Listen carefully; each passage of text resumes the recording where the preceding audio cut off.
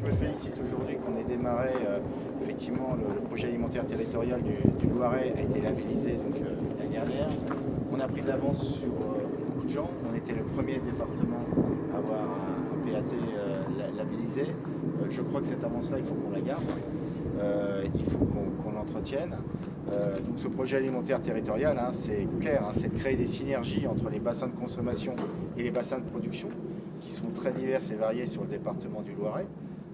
Voilà, donc c'est ça, c'est créer aussi des synergies entre les producteurs qui sont vraiment les agriculteurs, les artisans de notre alimentation et les garants de notre alimentation de qualité. Alors attention aujourd'hui, je leur dis toujours à défendre effectivement cette capacité de production et qu'on ne devienne pas dépendant d'importations non maîtrisées que nous ne voulons pas, ça c'est très important.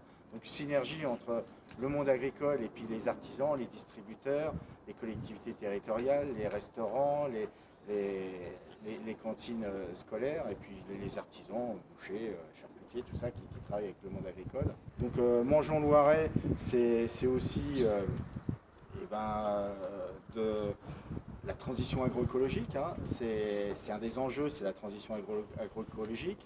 C'est donc, comme on l'a dit, notre souveraineté alimentaire. C'est aussi Osons l'élevage qui a été lancé l'an dernier.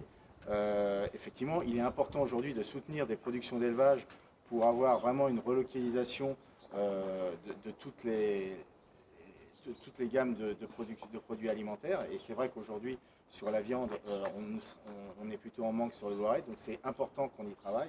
Et puis la souveraineté alimentaire, elle passera aussi par le renouvellement des générations, c'est-à-dire permettre à des agriculteurs de pouvoir s'installer sur des systèmes qui correspondent vraiment à des marchés.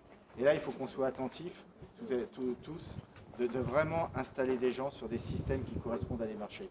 Et bien mesurer, et c'est le travail effectivement de la Chambre d'agriculture, de mesurer les marchés, l'évolution des marchés. Demain, ça ne sert à rien d'installer 40% des agriculteurs en bio s'il y a que 10% de consommation. Et on voit bien qu'aujourd'hui, il y a des tensions qui commencent à arriver.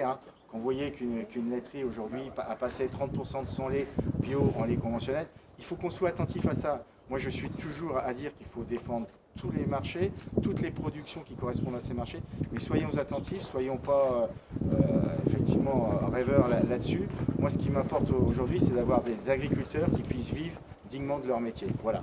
Et voilà, c'est tout ce que je voulais dire. Remercier effectivement l'accueil qui est fait, et puis remercier aussi effectivement le conseil départemental, tout le travail, tous les échanges qu'on a ensemble, et qui à mon avis nous permettront de faire passer l'agriculture dans différents enjeux. On parle de transition agroécologique, on parle de souveraineté alimentaire, et on travaille là-dessus.